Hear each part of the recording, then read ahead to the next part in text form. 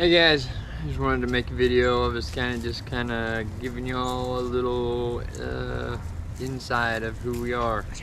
Was at my papa's church whenever we were young, and we went how many years without seeing each other?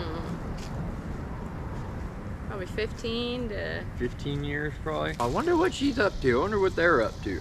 So I messaged Sam, really not expecting a response. We talked for probably a year or two. nah. Just over the phone.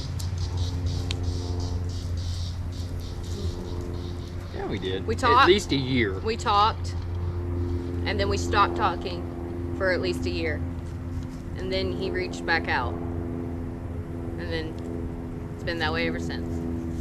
Yeah, and that's when I ended up, I just dropped everything, jumped on a Greyhound, and went to Indiana.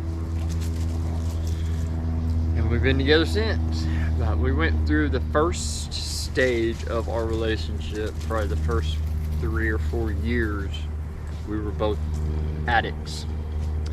And with my addiction, I kind of was in and out, you know. I'd go off the deep end for a long time and then try to do what I can do to get sober, and it never worked. Go on 5-6 months and then back to the same thing. Lived in Indiana for the first couple years, and then we moved back here so that we could be around Sissy, my daughter Miracle, and we stayed here for a couple years, and addiction just started eating us alive. Like, I mean, it got so bad, like it got to the worst of the worst. And It kept escalating. It was getting worse and worse, not better and better. yeah. So it got so bad that she ended up leaving and went back to Indiana, and that's when I made the decision to go to recovery for real this time. Actually, in the beginning of it, my first initial feeling about going in clean, it wasn't a serious thing. But yeah, I didn't have true intentions on getting myself right. I just wanted to go do what I had to do, get her to come back, and in my mind, we'll be back at it again. My addicted mind. And yeah, I went to rehab, and it was a faith-based rehab. How, if you want anything to be fixed around you, you have to fix number one. It just made so much sense, because I think in all the other times that I was in recovery or tried to be in recovery, I was trying to fix everything out here instead of fix right here. I guess almost like trying to build a mirage of what I wanted people to see. After hearing that struck me like a lightning bolt. So that's when the next time I talked to her, until I said I'm gonna be here as long as however long it takes, I'm doing it, like serious doing it. And I did it. And That prompted my recovery. yep, How many years is it now? 6 years, going on 7 years, I think. There's 2016. No, it's just at 6 years. Last month was 6. Well, for me, I think you recovered 3 months, truthfully, before I did. Yours was April 2016. I don't know if she can tell you for sure, but in my mind, I don't think that whenever she told me that I needed to get recovery in order to keep us together, I'm sure in her mind that wasn't gonna happen. Like, there was really no chance of that actually happening, and rightfully so. I mean, Even for myself, yeah. I never seen past each day fighting for the addiction, fighting to get that high, and I see no future. Then I went, and I think I was in rehab for a few months, and I'd started working at Walmart, and my very first paycheck, the first paycheck I earned, I rented a car and went to Indiana. I was holding her up to what she said. Yeah. And she was very reluctant at first. She did not want to come I back. didn't want to leave my mama. which I get. I was scared. I was terrified. Oh yeah, and I get it because everything we ever knew together just We were homeless. ended in doom because of our addiction. I mean, and I convinced her to come back.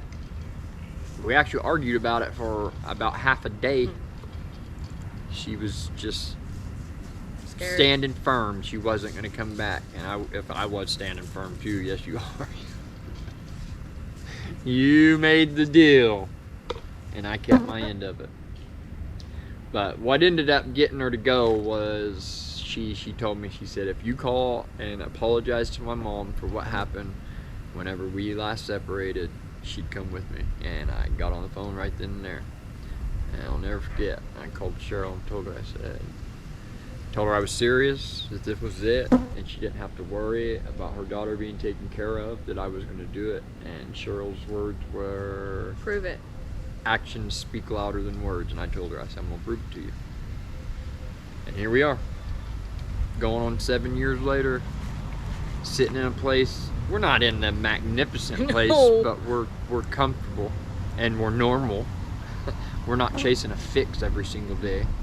And I mean, that's a... Every time identifying myself separate Let her from you. tell you the story of what she went through the year before me and her started talking. I think you were still in the healing process when we started talking. You Yeah, still I had couldn't walk that well. plates and Yeah. not walking, and I was and struggling to walk. she's a miracle walking, basically. My addiction. Okay, let me back up. In August of 2010, I had a conversation with my grandpa, which it prompted me to try to recover from addiction. So, at that point, I started going to the methadone clinic in that September of 2010, trying to find a way to regulate my addiction, which isn't any better. It's worse, actually, now that I know. However, April 2011, I made a poor decision and took some Xanaxes right before I went to work.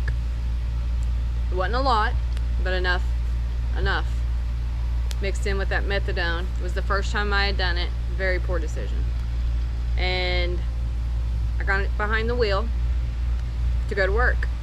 Mind you, these are like the back roads in Indiana. They're super windy, curvy, very sharp turns where I was living at that time. Yeah, it's super scary, the roads. Very. If you've never been to Indiana, especially if you're from a place like Oklahoma where everything's flat and straight, That's it's not how it crazy. is. It is insane, the difference. So I got behind the wheel. I started heading down the road. Whew, gives me chills thinking about it. Started heading down the road. And something told me to go back. Like I had forgotten something. So whenever I had come back, something come over my body to tell me not to wear my seatbelt and to roll my window down. Still to this day it gives me. So I start traveling down that road. And I'm driving like an idiot. Straight up an idiot. And I tried to pass somebody on one of those curvy roads. Lost control. The roads were still wet. It had just been raining, so the roads were still fairly wet. And I hit a tree head on. I remember bracing for impact. I remember straightening out my legs and straightening out my arms to try to hold myself. And then the next thing I know, I woke up on the road. Somebody asking me, who do you want me to call? Who do you want me to call? So I screamed out my mother's cell phone number. And lo and behold, my mother was actually coming off the interstate she wasn't that far away coming back from her job. The cops would not let her through. She tried to bulldoze them over. They would not let her through. I remember laying on the road with my right arm above my head. And I don't know how to explain it to where it's modest. But if I'd been a man, You would have castrated. it almost cut my right leg off from the center up. So I could feel that coming out of me. I'm screaming to them, it feels like a water hose, it feels like a water hose. And because of the location that we were at, they had to get me up. The fire department, I remember him and I remember his aviator glasses, and I remember telling him, just stand me up, I'm late for work. He said, sweetheart, you're not going to work. And I turned my head to the left and they had a tarp. He dropped that tarp. He was about to cover me up because he thought I was dead. And then I started talking to him. And then that's when they started to take action. I remember trying to tell myself, stay awake, stay awake, stay awake, stay awake.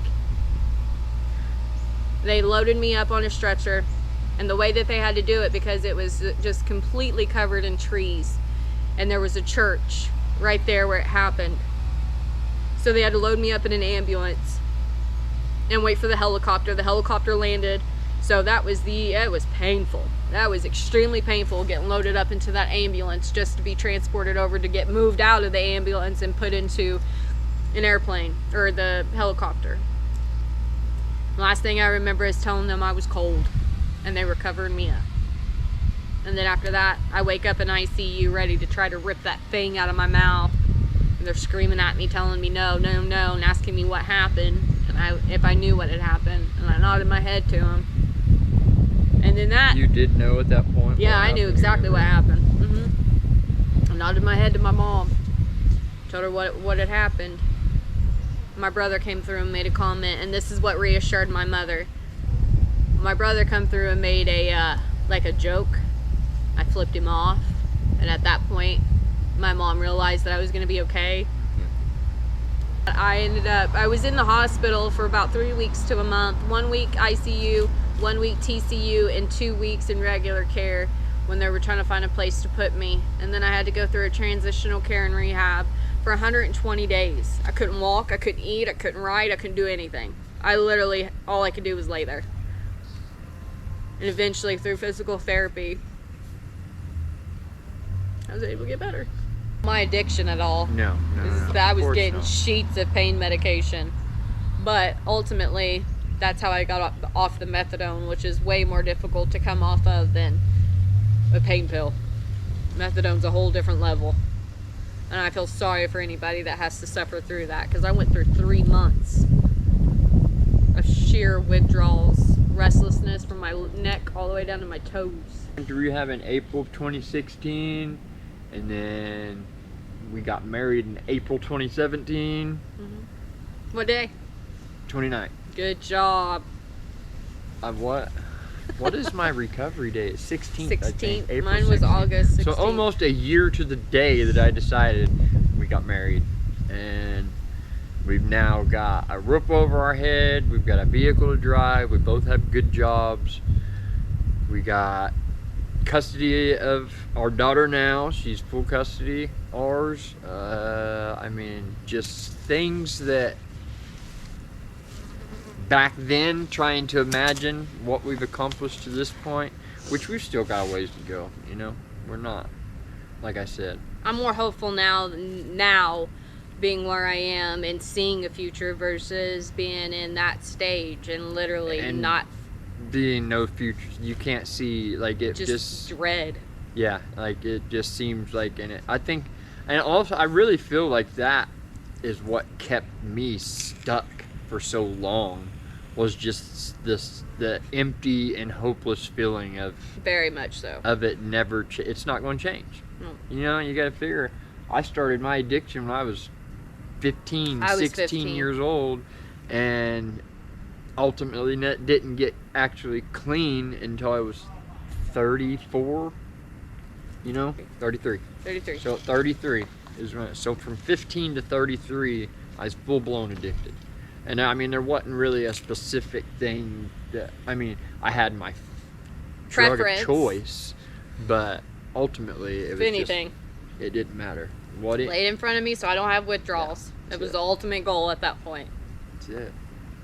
That's it. And then, you know, I don't know. I wanted to start this YouTube thing. I just thought it'd be fun, and I'm having a bunch of fun with it. A bunch of fun. But yeah, that's basically our story. That's who we are. There's a lot more to it. Oh yeah, there is, and you'll grow to learn who we are better on down the line in time. Because I'm not stopping with this YouTube, so. Or if you all have any questions, put them in the comments. Yep. Anything you want to ask? If you need to be inspired, if you're going through addiction, reach out. Yeah, absolutely. Don't be ashamed. No, that's one thing that I really have felt on my heart for the past few years is, if anything, I want to help people. I want to help people that are in that place, because I've been there. Yeah. I've been there. There's no judgment. Absolutely There's not. none of that kind of stuff. Because trust me, I know how that feels. I dealt with people trying that, in their mind, I guess, thought they were trying to help, but it was more of a, Pull my glasses down. yeah. And that sucks, dude. That ain't helping nobody.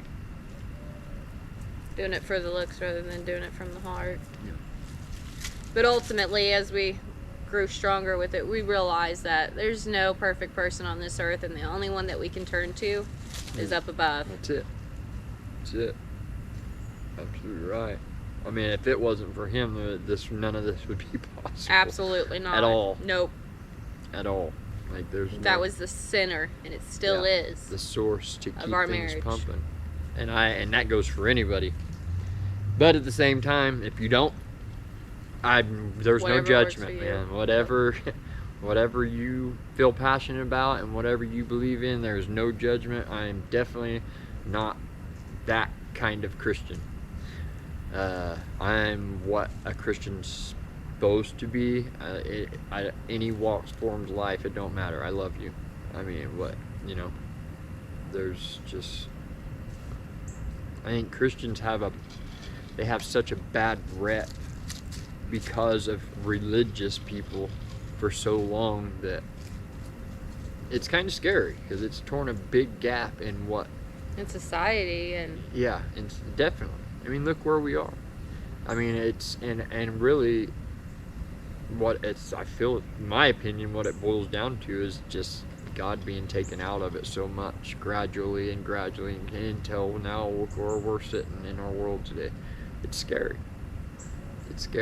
And you got more people saying, or bashing Christians because of an experience you had at church or another Christian, and instead that gets turned towards God, reading the book and building your own relationship. Right. That's what it's about. It's about a relationship. Sometimes I feel like it's an excuse for people to not.